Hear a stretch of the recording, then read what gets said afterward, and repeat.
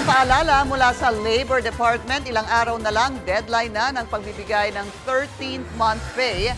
Sino-sino nga ba ang dapat makatanggap nito at paano na monitor ng DOLE ang compliance ng mga employer? Alamin sa Agenda Report ni Sujin Kim. Walang exemption.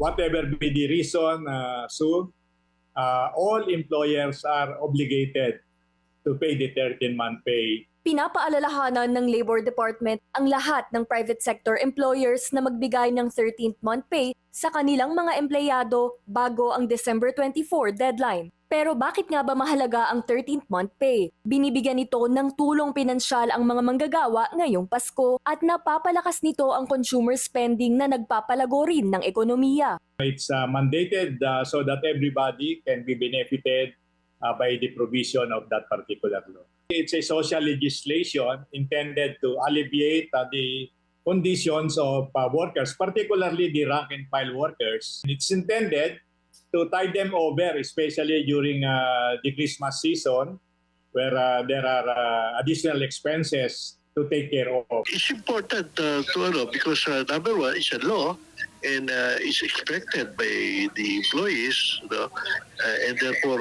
we should comply with it. There is a law that there is a deadline to comply with it before Christmas. Sa ilalim ng Presidential Decree 851, lahat ng mga employer ay inaatasang magbigay ng 13th month pay sa mga empleyado. Ipinatupad ito nung panahon ni dating Pangulong Ferdinand E. Marcos. Sino nga ba ang may karapatang tumanggap ng 13th month pay? Ang lahat ng rank and file employees na nagtrabaho ng hindi bababa sa isang buwan, kabilang ang mga nasa private sector, mapaarawan, buwanan o output-based man ang sweldo. Lahat ng rank and file employees, regardless of status, are entitled to be paid 13th-month pay, provided and for as long as they have rendered 1 month of service during this current year. Hindi kasama ang mga nasa gobyerno, freelancers at mga may managerial position. Ano man ang laki o estado ng kumpanya, lahat ng pribadong employer obligadong sumunod sa batas. Pero exempted ang mga employer na nagbigay na ng bonus o benepisyo na kasing halaga ng 13th month pay. May mekanismo ang DOLE para masiguro ang compliance ng mga employer bukod pa sa pagpa-file ng kaso ng mga empleyado sa regional offices. Meron kaming requirement na dapat mag-report sila. Ngayon, kung hindi sila nakapag-report, that will serve as an indication na baka may problema.